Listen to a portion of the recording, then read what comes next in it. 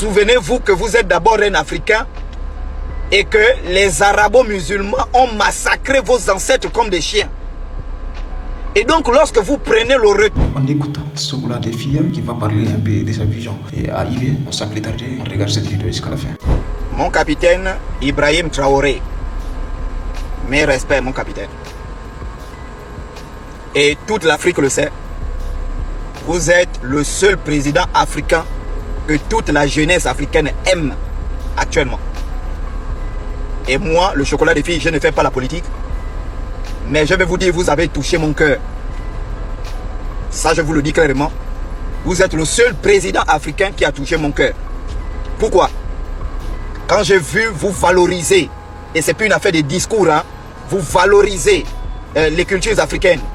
Vous valorisez nos ancêtres. Vous valorisez notre histoire. Et vous avez même organisé, je crois, une rencontre au mois de mai. Je ne sais pas si ça aura toujours lieu en fonction du contexte politique. Pour valoriser la culture africaine. Et vous m'avez invité, moi. Et vous avez touché mon cœur.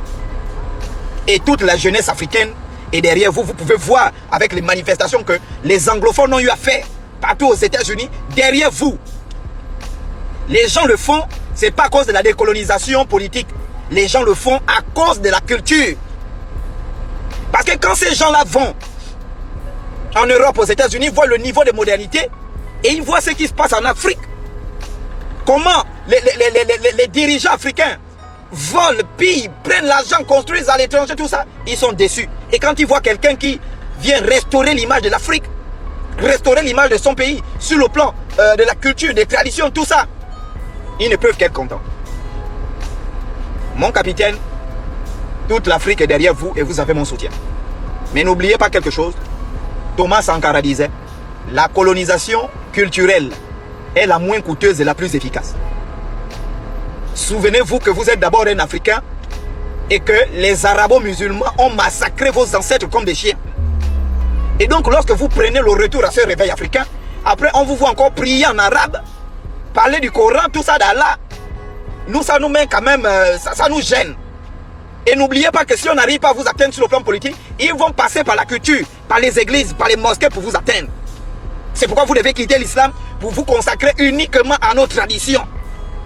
Parce que pour maudire un peuple, on maudit d'abord ses traditions. Pour maudire un peuple, on maudit d'abord sa culture. On te déroule de ta culture, de tes traditions, on te maudit. Vous êtes un président que la jeunesse africaine respecte. Vous ne nous avez pas fait honte. J'ai vu le président du Ghana, il s'assoit devant un pasteur, le pasteur tape la main sur son covo. Même Ali Bongo qui était malade n'a jamais fait ça. Mon capitaine, vous avez notre soutien. N'hésitez pas à liker, partager et surtout de nous dire ce que vous en pensez dans les commentaires. Et on se dit à la prochaine vidéo.